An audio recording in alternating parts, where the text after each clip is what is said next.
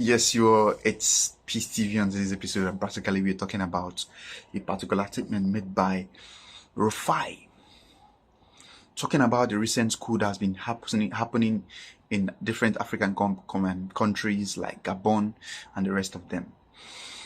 He's trying to explain the fact that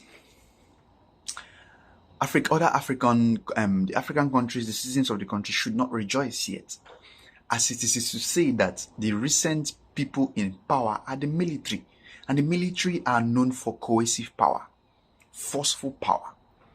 Also, at the same time, he's also trying to explain that African leaders should borrow a leaf or learn from Mandela, that they should learn to leave power when it is time and when their tenure is over, and stop trying to switch or change the constitution into their own prebendal benefits, into their own selfish interest. But all this time, I'd like you to watch the video and hear all he has to say about the recent coup happening in different African countries.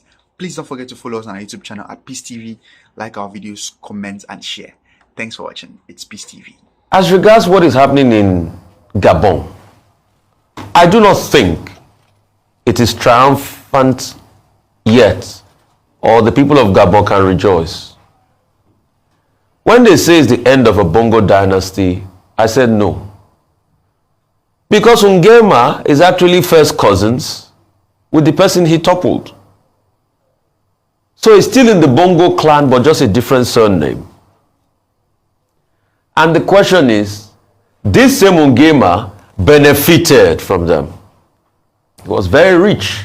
Now we are seeing pictures of the Senate president and other key government functionaries trying to cut away the remaining billions they have and then being apprehended. But this same Nguema, if you check what he has, is worth billions. So the people is still pretty much at disadvantage in all of this. Except they are forced to ensure there's a proper transition timeline and they return power back to a civilian elected leader. But if we don't do that, it's still in the same cycle. So it's not a break from the Odinga family. It's just another bunch of guys for their own interests. Thirdly, the things happening in Rwanda and Cameroon. The truth is, Paul Biya should know that it is time to go. Paul Kagame should know that it is time to go. P Square, Paul, they should know that it is time to go. If they are not getting the memo, they should get it now. Paul Biya got in there using all sorts of sentiments after President Ahijo. He has not gone. How can you lead a country where you hardly stay? The country Cameroon has snowballed into a lot of crisis now. You're having the Amazonian crisis because of bad leadership and marginalization. You are always somewhere in Europe with Madame Chantel, while the young people in your country suffer. Is it a time for all of this to be over in Cameroon? Because at the age of your 90s, you still want to go for another election cycle again.